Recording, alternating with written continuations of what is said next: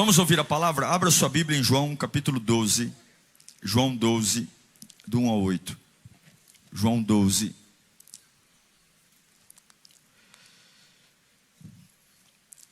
Seis dias antes da Páscoa, Jesus chegou a Betânia, onde vivia Lázaro, a quem ele ressuscitara dentre os mortos.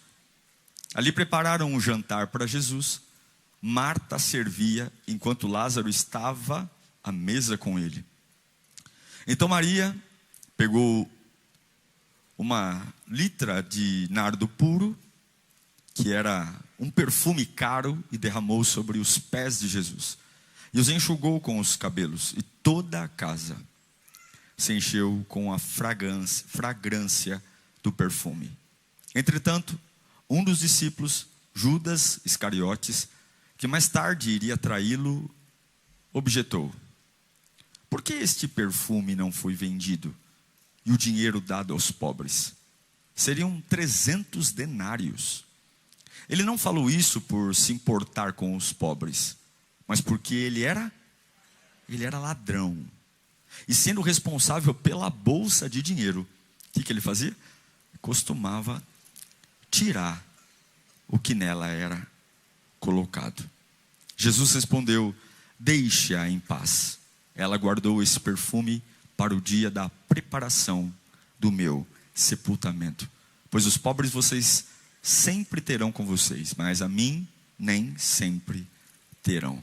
Feche os seus olhos. Pai, a gente sabe o poder da palavra. A gente sabe que uma palavra tua ressuscita o meu coração e me dá destino. E nós queremos anular toda a ação do inferno para nos distrair agora. Os que estão aqui, os que estão no lounge, os que estão em casa, nós queremos ser tocados pela tua voz, Pai.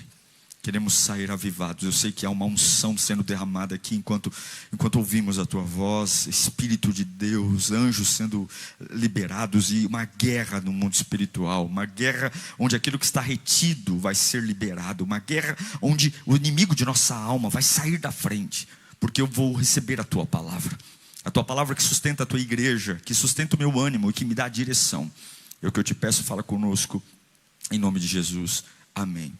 Bom, você sabe que Jesus, ele ama todo mundo igual. Mas no ministério de Jesus, assim como aconteceu com ele, acontece com a gente, nós temos níveis de intimidade diferentes. Uma mãe ama todos os filhos iguais, mas talvez um dos filhos ela tenha mais proximidade, mais contato. Não é questão de amor, é questão de intimidade, é questão de filtro. Jesus tinha 70 discípulos, 12 apóstolos. Dos 12 apóstolos ele tinha 3 apóstolos mais próximos, e dos 3, Pedro, Tiago e João, João era aquele que era o mais chegado. Era muito normal isso. Não significa que Jesus os amava mais do que os outros, mas era o relacionamento, era a vida social. E dentro da vida social de Jesus, havia uma família em Betânia que especialmente Jesus tinha muito contato com ela, que era a família de Lázaro. Lázaro, irmão de Marta, irmão de Maria. Jesus não raramente pernoitava em Betânia nas suas peregrinações entre Cafarnaum, Jerusalém. Cafarnaum ficava na região da Galileia. Então nos trajetos era muito comum Jesus pernoitar, ficar na casa de Lázaro, muito mais vezes do que a própria Bíblia. A Bíblia não teria condições de nos relatar. O próprio apóstolo João vai dizer que se tudo o que aconteceu fosse escrito, registrado, não teriam páginas suficientes para dizer. Então a Bíblia, tudo que está aqui é porque é muito, muito, muito importante, muito. Então quando Jesus morava em Cafarnaum, na Galileia, e ele pernoitava em Betânia, porque ele queria também participar da vida de Lázaro, Marta e Maria. Nós estamos falando de uma amizade sólida, de uma amizade consistente, uma amizade que foi nutrida por talvez muito tempo de mesa, muito tempo de conversa. Essas interações que, quando a gente sabe que começa a acontecer, são duradouras. E nessa família de Lázaro, haviam 3 personagens: Lázaro, Marta e Maria. E é interessante porque no capítulo 6, capítulo 12 de João que li, João começa escrevendo dizendo: e foi Jesus para Betânia, para a casa de Lázaro, Marta e Maria. Algumas vezes a gente lê a Bíblia rápido demais e não se dá conta do que as coisas estão ali e querem nos mostrar. Essa informação de que foi Jesus, repita comigo, foi Jesus. Isso é muito poderoso, porque a primeira movimentação que João está dizendo no capítulo 12, não é a movimentação que vai acontecer dentro da casa de Lázaro. Não é a movimentação de Maria, não é a movimentação de Lázaro ou de Marta. A primeira movimentação que tem é a movimentação de Jesus. João começa no capítulo 12 dizendo: e foi Jesus. Nós estamos nesse culto aqui e muita gente se movimentou para vir aqui.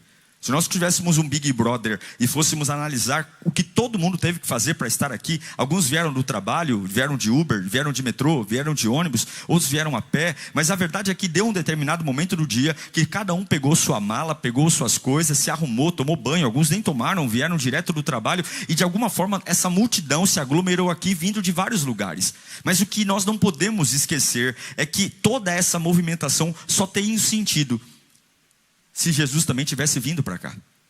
Não haveria nenhuma razão de estarmos sentados aqui ouvindo uma palavra ou cantando louvores se nós não tivéssemos a certeza de que Jesus está aqui. Você é muito bem-vindo, você é maravilhoso. É lindo olhar para esta multidão e falar: que coisa maravilhosa. Numa plena quinta-feira de chuva, a igreja está repleta, mas ainda bem que não somos nós os mais importantes dessa reunião, porque o dia que nós formos os mais importantes dessa reunião, a igreja entra em colapso, ela vai fracassar. Nós vamos ser pessoas que vamos deixar nossas dores no topo. Mas eu quero começar essa quinta-feira de pregação dizendo a mesma coisa que João disse no capítulo 12.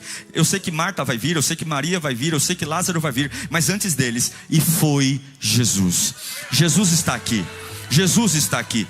A gente não pode tratar isso como algo normal. A gente não pode tratar isso como algo óbvio. A gente não pode, aleluia, foi Jesus. É um Deus que vai, é um Deus que se move. Eu não sei o que aconteceu entre a saída de Jesus 6 dias antes da Páscoa e a casa. João não quer relatar o que aconteceu no caminho, talvez para não distrair a gente da importância do ir de Jesus, do foi Jesus. E eu quero afirmar para você, quando Jesus vai, ninguém pode detê-lo. Jesus está sendo citado por João para que eu e você entenda que essa é a informação mais importante nos dias obscuros da nossa vida. Essa é a informação mais difícil quando o resultado do exame está totalmente desregulado. Existem desdobramentos, consequências que vão acontecer ao longo da nossa vida. Mas enquanto eu tiver a noção que Jesus vem até a mim, enquanto eu tiver a noção que esse Deus é um Deus que não está pregado no madeiro, esse Deus é um Deus que se move, é um Deus que se compadece, sempre haverá esperança, sempre haverá. E eu tenho uma notícia para você: quando você pensou em vir aqui, saiba que de outro lado a manifestação da glória de Deus também estava vindo. Você não veio ver o pastor Diego ouvir música. Eu quero afirmar para você: Jesus está aqui. E se Jesus está aqui, você vai embora diferente. Se Jesus está aqui, o culto não pode ser normal. Se Jesus está aqui, o sobrenatural acontece. A cura, poder, unção, porque Jesus está aqui. O músico vai errar, eu posso falar uma palavra de português errada, pode cair a energia, mas se Jesus está aqui, há esperança. Jesus é a esperança. E aí a Bíblia diz, no capítulo 1, e foi Jesus. Só que no versículo 2 do capítulo 12, diz: Jesus foi e fizeram-lhe, pois, uma ceia. E prepararam ali para ele um jantar. Sim, Jesus foi. Mas ele não foi para pessoas que estavam sentadas com o bumbum no sofá e chorando pitanga. De um lado Jesus foi, e do outro lado eles fizeram. De um lado Jesus foi ao encontro deles. E foi por quê? Ele foi porque havia algo. A Bíblia diz que enquanto Jesus ia, havia uma mesa de ceia sendo preparada. Não sei se você está entendendo. Algumas vezes nós nos perguntamos: ó Deus, como vai ser o culto hoje? Ó Deus, será que o pastor vai pregar bem hoje? Ó Deus, será que o repertório do louvor é a música que eu me agrado? E Deus mandou eu devolver essa pergunta para você. Eu estou vindo em sua direção, e o que é que você vai fazer para mim? O que é que você vai preparar para mim? O que é que você vai entregar para mim? Jesus está indo à casa de Lázaro, e Lázaro não está dormindo até meio-dia. Marta não está cochilando à porta da casa. Maria não está chorando enquanto Jesus está indo. Há uma mesa sendo preparada com pão, com vinho. Eu quero dizer que a grande honra não é só saber que Jesus está vindo, mas estar pronto para preparar algo para entregá-lo. A maioria das pessoas perguntam: o que é que Deus vai fazer hoje naquele culto? E Deus está te devolvendo a pergunta: eu estou indo, e o que é que você vai fazer para mim? O que é que você vai entregar para mim? É por isso que eu não acredito num reino de Deus Deus frio. É por isso que eu não acredito num reino de Deus sonso. É por isso que eu não acredito em pessoas passivas. Porque de um lado eu tenho um Deus que vem, e do outro lado eu tenho um filho que faz. De um lado eu tenho um Deus que vem, e do outro lado eu tenho um filho que entrega. Que tipo de mesa estamos preparando para Deus? O que você vai servir para Ele hoje? Que tipo de aleluia, que tipo de glória a Deus? Eu não estou falando da sua dor de cabeça, eu não estou falando do seu problema familiar, eu estou falando do que você vai fazer com a informação de que foi Jesus, e o que é que você vai entregar. Alguns vão entregar uma adoração que nunca entregaram, alguns vão chorar como nunca choraram, alguns vão fazer algo que nunca fizeram, alguns vão largar o pecado para sempre, alguns vão preparar uma mesa de santidade. E essa é a grande diferença. Escute, Jesus disse: eu vou estar presente na casa de Marta, Maria e Lázaro. Mas nós confundimos a presença de Jesus com a manifestação de Jesus. Jesus sempre está presente, mas nem sempre se manifesta. Não está errado quando a gente diz: Jesus está aqui. Ele está aqui porque Ele veio. Mas a manifestação de Jesus não depende de Jesus, depende do que eu e você vamos oferecer para Ele.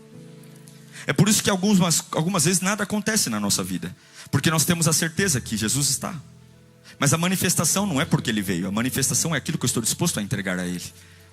Se você quer que Jesus se manifeste, eu sei que se você entender o que é a manifestação, não confunda presença com manifestação. Jesus veio, mas a manifestação depende do contexto da reunião. Se é um contexto desanimado, se é um contexto passivo, se é um contexto onde eu só sei falar da minha dor, se é um contexto que eu não sei reconhecer a sua presença, Ele está presente, mas Ele não vai suscitar a sua glória, Ele não vai derramar o seu poder, Ele não vai embriagar a sua alma, Ele não vai. Você tem que provocar a manifestação dEle. Você tem como fazer com uma mulher do fluxo de sangue. Jesus estava presente, mas ela provocou a manifestação. Você tem como fazer como Jairo, Piptel, ele cai em pedaços aos pés de Jesus. Jesus não ia à casa dele naturalmente, mas Jesus viu um homem caindo de joelhos dizendo: por favor, vai até a minha casa, libere uma palavra para ela. Há uma manifestação, e eu prefiro estar num lugar onde Jesus esteja presente e manifestado. Eu prefiro estar num lugar onde Ele esteja presente e manifestado. É maravilhoso saber que Jesus está presente, mas mais maravilhoso é saber que além de presente, Ele está manifestado. Eu estou sentindo, eu estou sendo liberto, eu estou sendo restaurado, e eu sinto em dizer para você que a manifestação de Jesus depende mais de você do que dele. A manifestação é um trabalho, é alguém que está cavando poços. A manifestação é agora, é onde não houver adoração, Ele não se manifesta. Onde não houver busca, Ele não se manifesta. E é isso que muitos não entendem. O crescimento espiritual não depende da ferramenta. Não depende. O crescimento espiritual não depende do lugar que a igreja está plantada, não depende da rodovia, não depende se você está numa avenida, se você está numa rua de bairro. O crescimento da igreja depende do quanto não só Jesus está presente, mas do quanto Ele se manifesta. Você tem que manifestar Jesus na sua casa. Você tem que trocar as músicas que tocam na sua casa. Você tem que trocar os assuntos que você leva à sua mesa. Você tem que desafiar seus filhos a manifestar a glória de Deus no quarto deles. Você tem que manifestar seus filhos e incentivá-los a orar alto na cama antes de dormir. Você tem que ter um casamento que manifeste a glória de Deus aonde Jesus está. É maravilhoso, mas aonde Ele se manifesta é transformador. Fale comigo: eu quero que Ele se manifeste. Você já imaginou num dia tenso na sua empresa e você fala: pastor, eu sei que Deus está na minha empresa, e Ele está dizendo: eu estou aqui, eu estou aqui, eu estou com você, eu prometi que estaria com você todos os dias até a consumação dos séculos. Mas você não quer um milagre?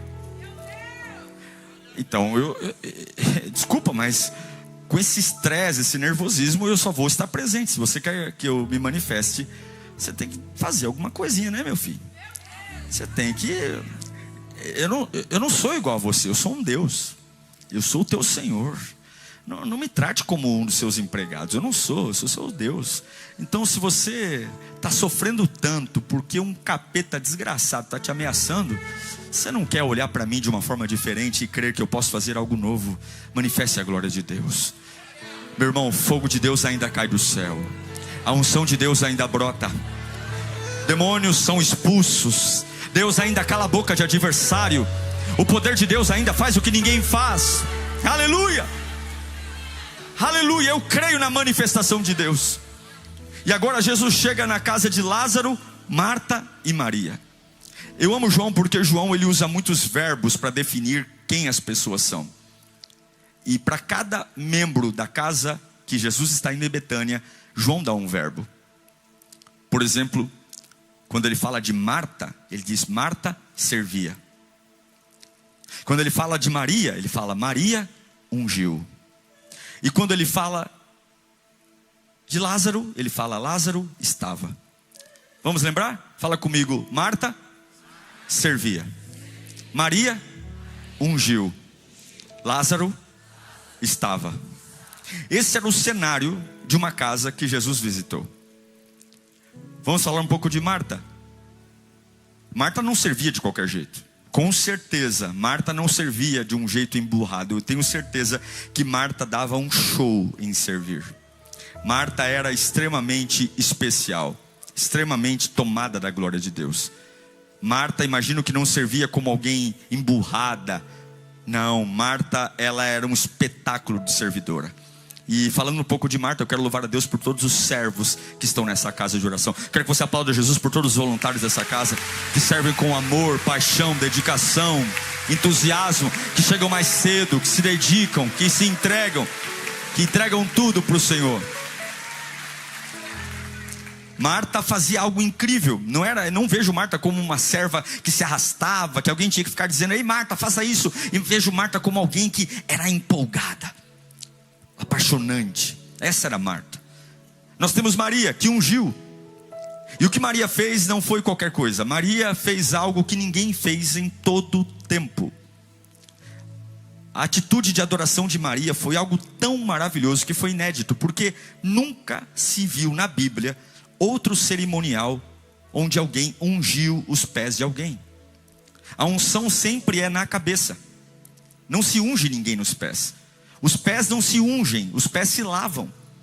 Mas naquele dia, a adoradora Maria não se preocupa com o que todo mundo faz, não se preocupa com os protocolos, não se preocupa se as pessoas vão julgar ou não. Ela vai fazer o que ninguém fez. E ninguém antes nem depois ungiu os pés de ninguém como Maria fez. Ela pegou um perfume e ela foi até os pés de Jesus e derramou. Não derramou na sua cabeça, derramou nos seus pés. E a Bíblia diz que o aroma perfumou toda a casa. A casa ficou tomada daquele perfume. Ela derramou tudo.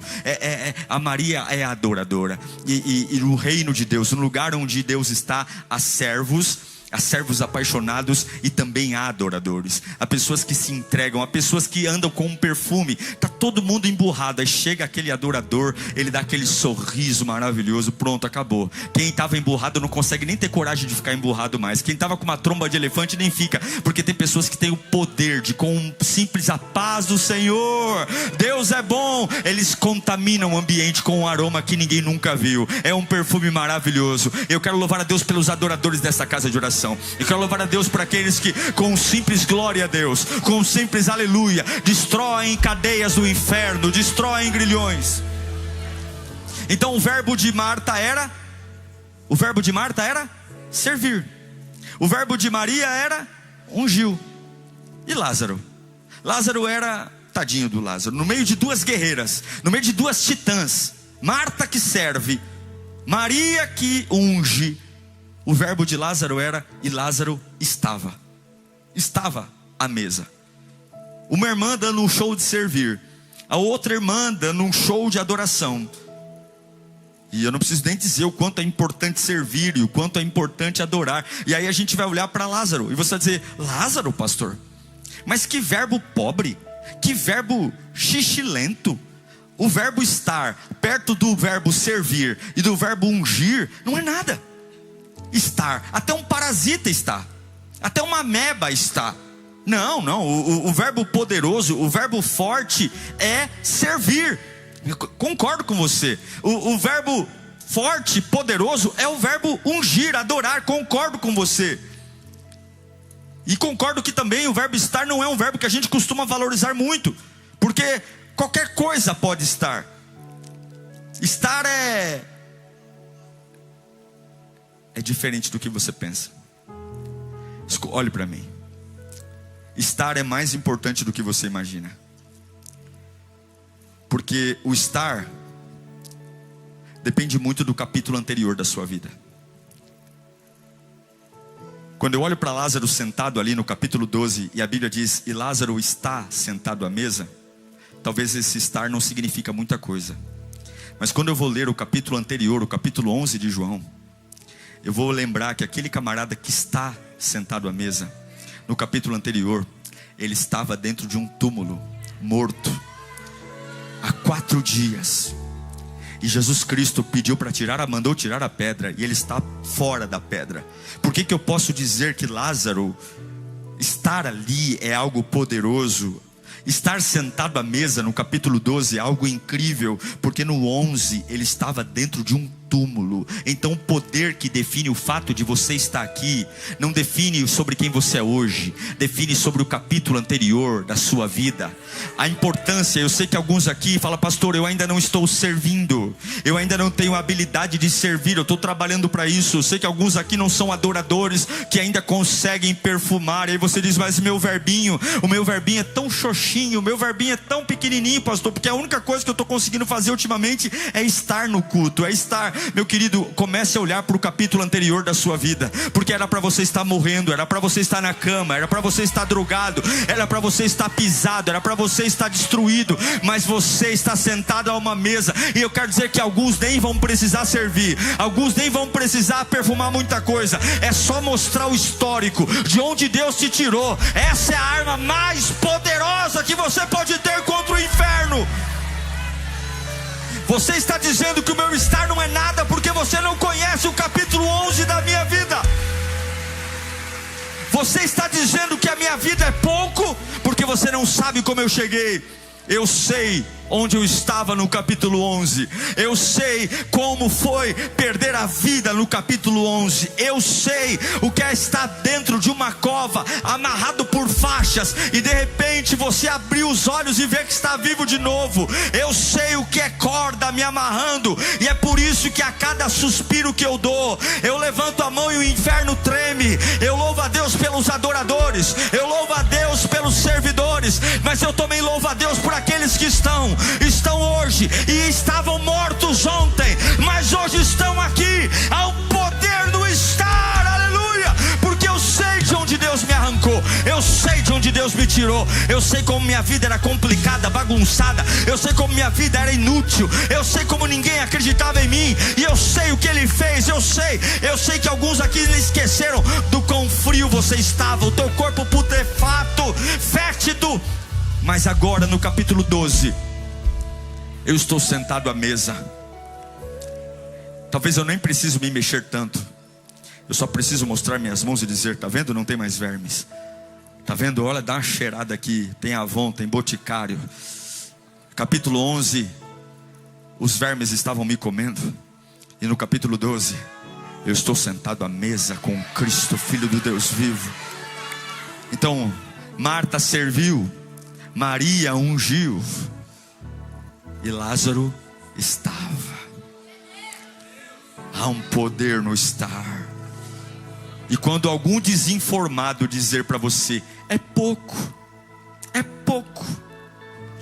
alguém informado vai dizer, cala a boca, tu não sabe o que aconteceu com ele no capítulo 11. Quando algum desinformado olhar, mas é só isso que tu é, crente?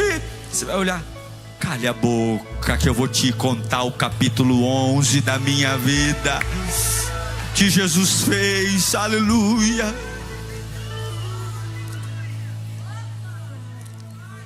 Jesus está aqui hoje. Jesus está aqui, o mesmo Jesus. Isso é coisa boa demais. Jesus é maravilhoso. Existe um poder no estar. Porque quando você está, o céu sabe, e o inferno também sabe. Existe um poder em estar quando simplesmente não é para estar. Existe um poder no estar quando você não tem vontade de estar. Existe um poder em estar quando parece que o dom dos outros é maior do que o seu. Quando parece que o show de Marta e Maria ofusca quem eu sou hoje. Porque olha para essas duas mulheres, são duas titãs da fé.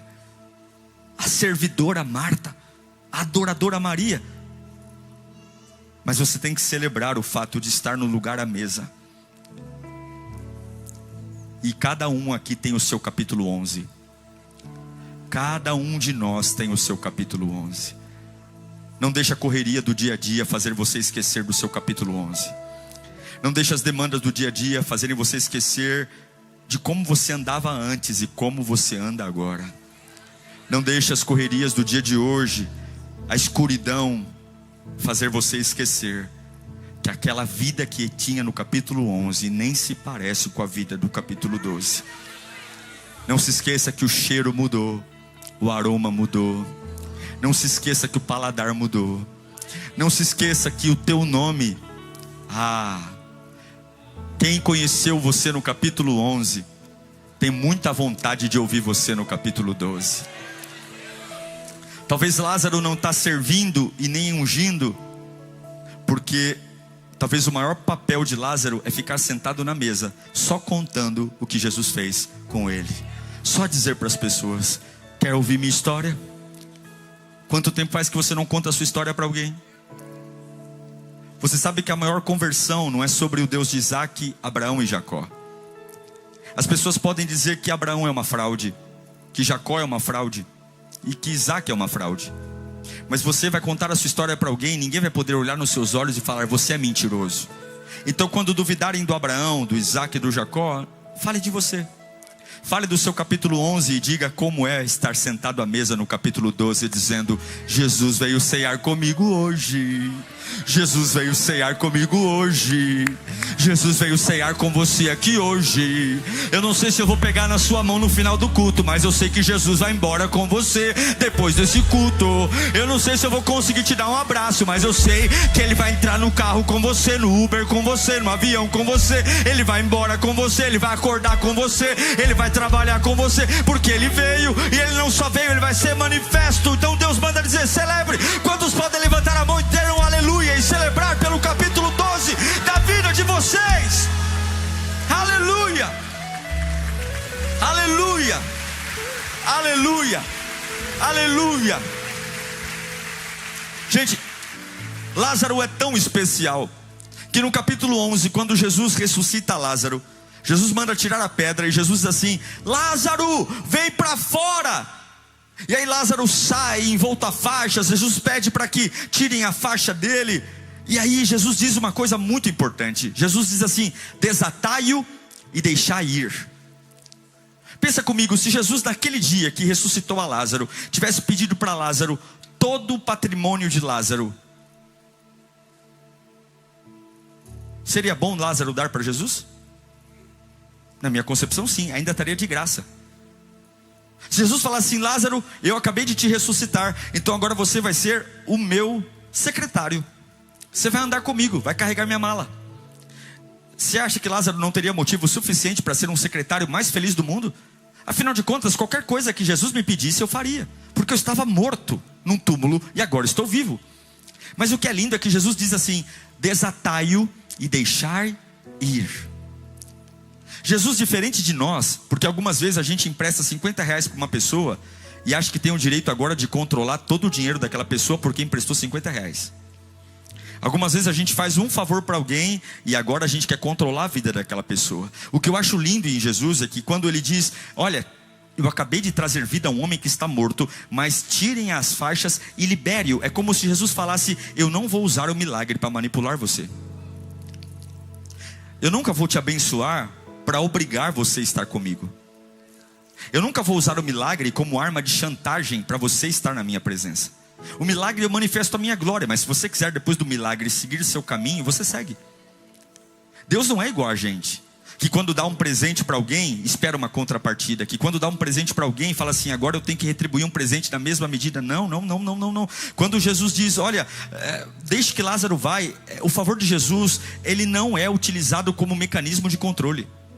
Jesus não usa a ressurreição de Lázaro para dizer: agora você é meu escravo, agora você é meu. Não. Tem pessoas que são assim, mas Jesus não é assim. Jesus não usa as bênçãos que nos dá para nos escravizar, não. Quando você vê uma placa dizendo na rua: trazemos a pessoa amada em 10 dias. Quando a pessoa vai até aquela pessoa espiritualista, que vai fazer um trabalho para trazer a pessoa amada em 10 dias, e se aquela pessoa que é fruto do trabalho estiver com a casa vazia, Satanás tem o poder sim de trazer aquela pessoa, porque diferente de Deus que convida, o diabo amarra. O diabo não pede permissão, o diabo amarra. Então o diabo sim manipula.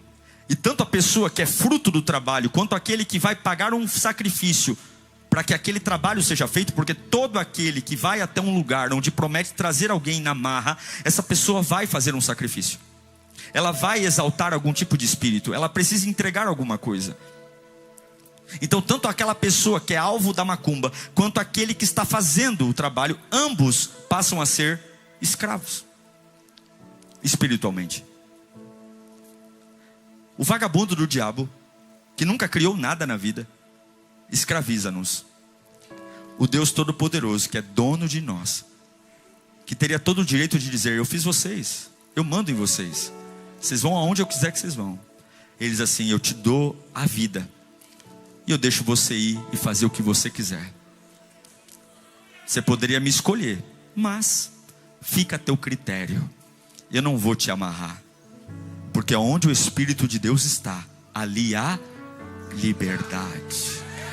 Lázaro, vai, eu te favoreço, mas eu não te controlo. Eu te abençoo, mas eu não te controlo, porque eu quero que quando você levantar a mão, não seja eu forçando você, seja você dizendo: eu estou com a mão levantada porque eu quero, eu vim à igreja porque eu quero. Chupa essa manga, Satanás. Quantos vieram aqui porque querem? Quantos? Quantos estão dizendo glória a Deus porque querem? Quantos? Quantos estão dizendo aleluia porque querem?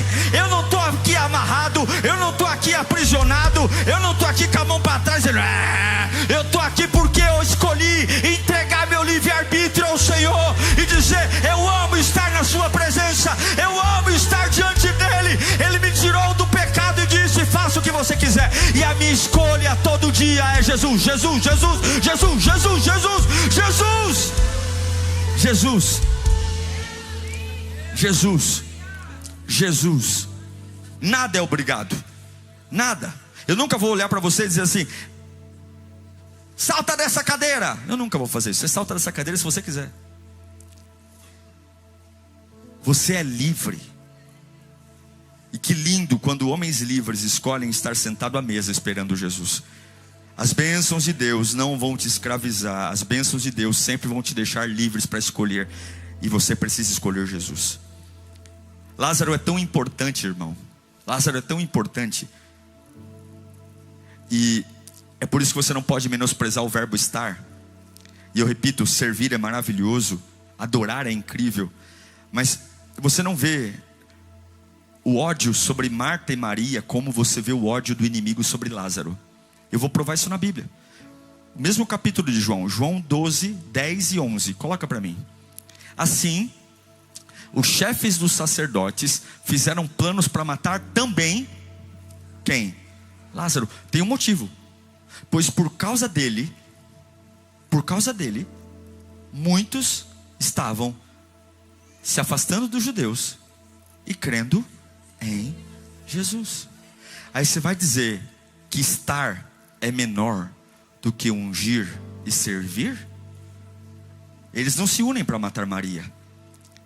Veja, eu não estou tirando a importância do servir e da adoração, mas estou dizendo que não adianta servir e adorar se você não estiver sentado à mesa com Cristo.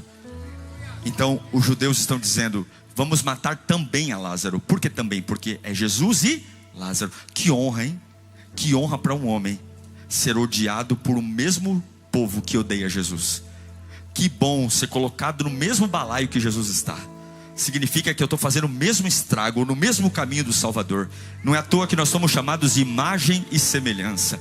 Que bom que o inimigo não quer me poupar. Que bom que o diabo olha para mim e fala: procurado dos infernos, e eu seria um grande procurado no inferno. Que bom que o diabo não tem vontade nenhuma de deixar eu quieto. Que bom que ele quer roubar a minha vida, matar a minha vida, porque quando eu abro a minha boca, quando você abre a sua boca, aqueles que estão tomados pela mentira são levados à verdade. Quando olham para Lázaro e vão dizer: não é possível, aquele que está ali é aquele que estava no capítulo 11, então é verdade. Jesus é real, Jesus existe, Jesus transforma, Jesus é poderoso, Jesus muda a história. Meu irmão querido, eu não sei se você crê no que eu estou pregando, mas se você crê, Satanás sabe de onde você veio, o inferno sabe de onde você veio, sabe que você estava morto e agora estar sentado à mesa é poderoso demais. Poderoso demais. Poderoso. Poderoso. É poderoso demais estar entre aqueles que querem destruir o reino de Deus, e quando querem destruir o reino citam o seu nome, e quando querem enfraquecer a obra de Deus, você está no topo da lista. Vamos acabar com a igreja, mas vamos acabar com aquele também, com aquela também, com aquele também. Significa que eles sabem o capítulo 11. Não deixem que sufoquem o teu capítulo 11. Não tenha vergonha do teu capítulo 11. Não tenha vergonha, conte para todo mundo, conte de novo, conte. Quando você abrir a boca vão dizer: mas de novo você vai contar essa história para mim? Eu vou contar essa história, porque a cada vez que eu conto essa história, ninguém pode negar que o meu Cristo é real. Tem algo incrível também nesse texto.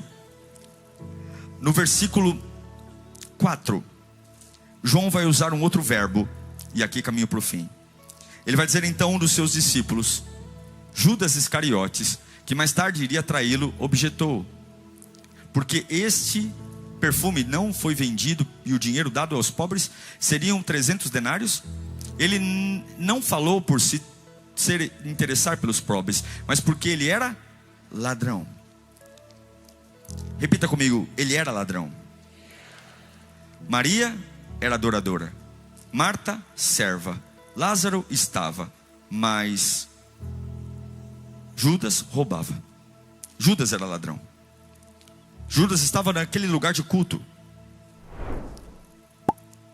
Jesus não deixou Judas com a bolsa porque Jesus era ingênuo. E talvez você pode olhar para mim e dizer assim: nossa, que absurdo, hein? Jesus sabia que Judas era um ladrão e deixava Judas ser o tesoureiro. Por que você está escandalizado? Você já viu o que Jesus deixou você fazer? O que deixou eu fazer? Nós também não merecemos o que ele nos deixou para fazer. Então não fique escandalizado com Judas. Mas o que eu quero ensinar para você, para a gente orar, é que Jesus não era ingênuo. Jesus sabia o que estava acontecendo. Jesus sabia por que Judas era tesoureiro. E por que Judas ficou bravo quando aquela Maria derramou perfume nos pés de Jesus? Porque ele sabia que se aquele perfume fosse vendido, aquele perfume se transformaria em dinheiro. E se o perfume se transformaria em dinheiro, aquele dinheiro iria para onde? Para a bolsa. E se o dinheiro iria para a bolsa, quem cuidava da bolsa?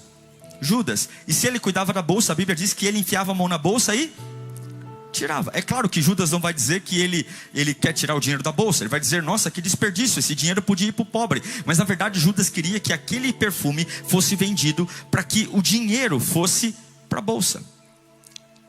Sempre tem um ladrão perto de nós. Sempre tem alguém que quer roubar aquilo que nós temos. Mas Maria é tão inteligente, porque o desespero de Judas qual foi?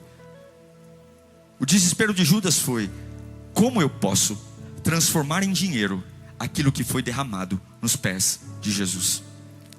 Judas pode roubar o que está na bolsa, mas Judas não pode roubar o que está nos pés de Jesus.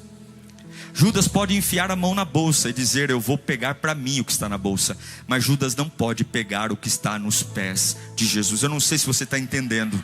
Se você tem tido muito roubo na sua vida, se você tem dito: pastor Diego, a minha vida não vai para frente, ao invés de você colocar na bolsa, é que eu estou falando no sentido espiritual, ao invés de você colocar na bolsa da sua dependência, do seu controle, na bolsa da confiança humana, pega tudo que você tem de mais precioso e coloca nos pés de Jesus, porque o ladrão ladrão tem acesso à bolsa, mas o ladrão não tem acesso aos pés de Jesus. O ladrão tem acesso à bolsa, mas o ladrão não tem acesso aos pés de Jesus. O ladrão vai dormir com depressão, porque ele tem acesso à bolsa, mas o que cai aos pés de Jesus, o recurso depositado aos pés de Jesus, o recurso depositado no Santíssimo Lugar, a fé depositada no Santíssimo Lugar, ninguém toca. A adoração no Santíssimo Lugar, ninguém mexe. Estão roubando a sua alegria, porque sua alegria está na bolsa. Estão roubando sua paz, porque sua paz está na bolsa. Estão roubando sua família, porque sua família está na bolsa. O que é a bolsa, pastor? A bolsa é onde os homens administram, a bolsa é onde os homens controlam, a bolsa é onde os homens guardam. Ao invés de pôr na bolsa, quebra o vaso e derrama nos pés de Jesus. Derrama tua família nos pés de Jesus. Derrama teu emprego nos pés de Jesus. Derrama tua saúde nos pés de Jesus. Derrama teu corpo nos pés de Jesus. Ladrão enfia a mão na bolsa, mas ladrão não toca nos pés de Jesus. Não consegue. Não consegue. A Lírio tem que estar nos pés de Jesus e não na bolsa. O meu casamento tem que estar nos pés de Jesus e não na bolsa. É nos pés de Jesus. É nos pés. Se alguém fechou as portas para você, coloque nos pés de Jesus. Você celebra por isso. Aí, esse texto é tão rico, a gente vai lendo, vem tanta coisa na nossa cabeça. E aqui eu encerro mesmo. Coloca para mim o versículo 1 do capítulo 12. Olha aqui. Fala comigo, 6 dias antes da Páscoa. São 6 dias antes da ressurreição, ok? Se Jesus ressuscitou no domingo, ele morreu na sexta, 2 dias antes, contando o dia inteiro. Se são 6 dias antes da Páscoa, concorda que são 4 dias antes da morte? Sim ou não? São 6 dias antes da Páscoa. Jesus ressuscitou no domingo, mas ele morreu na sexta-feira. Então são 6 dias antes da Páscoa e 4 dias antes da morte. Páscoa, domingo. Jesus morreu na sexta. Significa que 4 dias antes da morte, Jesus foi a Betânia, na casa de Marta, Maria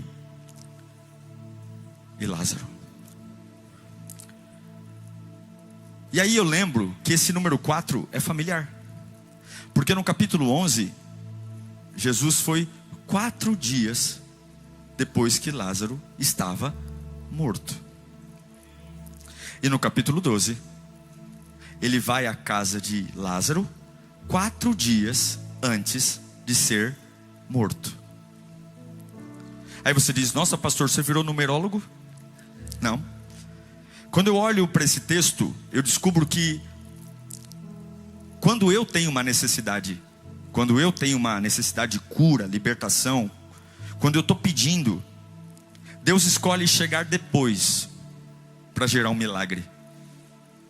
Não é que ele se atrasou, mas ele espera chegar depois do pedido para mostrar que ele tem poder de ressuscitar, que ele tem o poder de transformar. Quando eu estou pedindo para ele vir, ele vem sempre depois. Mas quando ele vem esperando que eu entregue, ele vem antes. Você sabe que no domingo as Marias foram ao túmulo perfumar o corpo de Jesus, sim ou não? Mas quando elas foram perfumar o corpo, Jesus estava já ressuscitado. Jesus foi 4 dias antes na casa de Maria, Lázaro e Marta, porque aquele dia era o dia que elas iriam perfumar o corpo dele.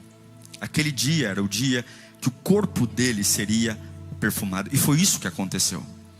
O que eu quero que você entenda é que quando você estiver pedindo algo para Deus, ele vai vir, mas vai vir no tempo dele. Mas quando você entende que Jesus vai ao seu encontro, ele já chegou antes de você, esperando que você o perfume, que você entregue algo para ele. Não faça a sua entrega para Deus esperar receber de Deus. Entregue todos os dias, porque todos os dias ele já chegou esperando você entregar algo a ele. Se o sol nascer, entregue. Se o sol não nascer, entregue. Se a conta bater, entregue. Se a conta não fechar, entregue. Porque Ele já chegou esperando você perfumar o corpo dele. Ele já chegou. Mas pastor, e o que eu estou pedindo? Ele vai vir depois. Por quê? Porque Ele não quer fazer do seu jeito. O seu jeito não glorifica. O seu jeito é pobre. O seu jeito é falido. O seu jeito é medíocre. O jeito dele gera um milagre. Ao invés de dar para Lázaro uma cura, Ele deu uma ressurreição. Eu falaria de uma cura, mas eu falaria de uma ressurreição. A cura está aqui. A ressurreição está aqui. Você quer uma cura ou você quer um milagre? Você quer uma cura ou você quer uma ressurreição? Veja, eu não sei para que eu estou pregando, mas hoje é noite de manifestar a glória de Deus. Feche os seus olhos nesse instante.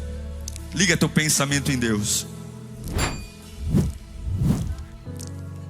Talvez você não é uma Marta, talvez você não é uma Maria, mas talvez você é um Lázaro. Ou talvez você é os três. Eu sou um adorador, pastor. Eu sou um servo, e eu sou alguém que está. Mas a coisa mais importante é que o céu e o inferno te conhecem. Jesus está aqui. Antes de nós chegarmos aqui, Ele já sabia quem iria vir. E a expectativa dele é: você está disposto que eu manifeste a minha glória? Ou você está esperando a performance do pastor, a performance do pregador, da música? Nem sempre eu venho à igreja no meu melhor, na minha melhor versão. Algumas vezes eu chego meio desmaiado, cansado. Algumas vezes o diabo fala tão alto no meu ouvido que eu estou com a cabeça doendo. Algumas vezes eu estou tão frustrado porque o tempo tortura mesmo. Mas me alegra muito saber que foi Jesus. E foi Jesus. Ah, isso é maravilhoso. E foi Jesus.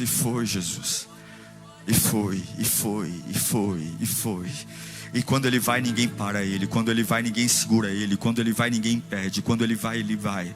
E quando Ele vai, Ele passa por cima de qualquer outra coisa. E quando Ele vai, Ele é a própria pessoa de Deus. Ele é a própria pessoa da segunda pessoa da Trindade. Ele é a própria autoridade, Ele é a vida. E quando Ele vai, o inferno treme. E quando Ele vai, Ele sabe: eu estou indo. Prepara para mim algo que eu vou manifestar a minha glória. Prepara a mesa. Jesus está perguntando: você está pronto a preparar algo para mim nesta noite? Você está pronto a erguer uma mesa? Vai se colocando em pé com os olhos fechados. Vai se levantando com os olhos fechados.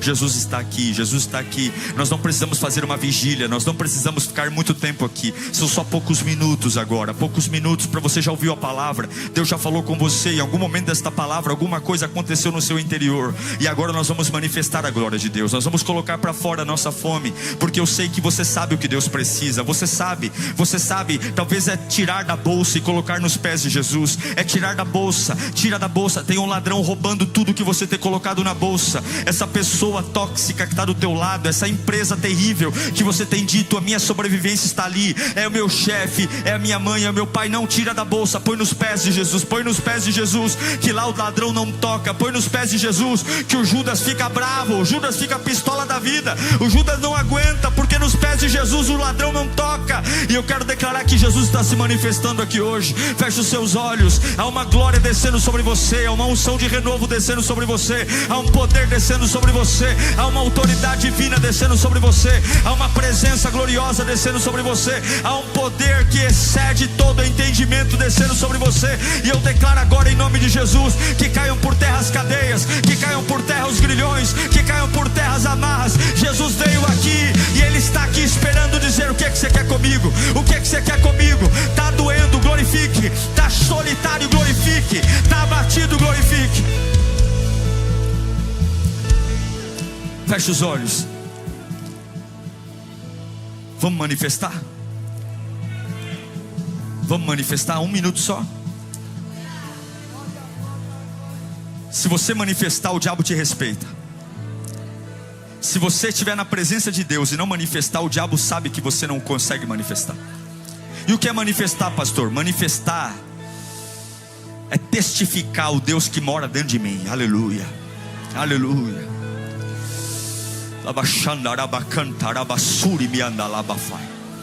Eu declaro que do alto da tua cabeça, planta dos teus pés, a glória de Deus desce agora sobre você.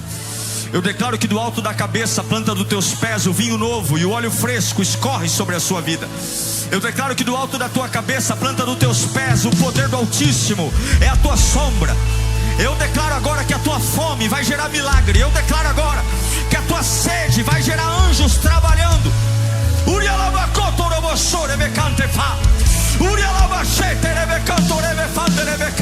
Caroços vão sumir agora. Depressão vai sumir agora.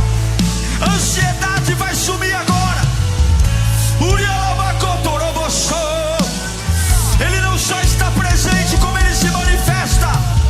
Glória, glória, glória, glória, glória, glória, glória, glória, glória, glória, glória, glória, glória. Ainda que você veja aqui a primeira vez, é glória, glória, glória, glória, glória, glória, glória, glória, glória, glória. Ele veio e agora eu entrego. Ele veio e agora eu entrego. Ele veio e agora eu entrego. Ele veio e agora eu entrego. Ele veio. Seja batizado com o Espírito Santo.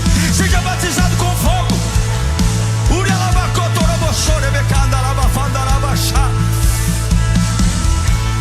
Eu fico tão feliz em saber que você ficou até o final do sermão. Agora tem uma lição de casa pela frente. Não basta só ouvir, tem que praticar. Mas eu acredito que o Espírito Santo está aí com você, juntinho, para te ajudar nessa missão. Quero agradecer a todos que investem aqui no canal, que abençoam. Graças às suas doações, nós temos trabalhado para oferecer cada vez conteúdos mais relevantes para você. E lembrando que, além dos sermões, nós temos todo um menu de atividades aqui no canal. De segunda a sexta-feira, às 10 da manhã, Pense e Ore. Todos os dias, à meia-noite, Clamor da Madrugada. E aos sábados, temos um motivacional Metanoia para virar chaves na sua vida. Que o Senhor te abençoe, que o Senhor te guarde e nos vemos aqui no próximo conteúdo. Deus te abençoe.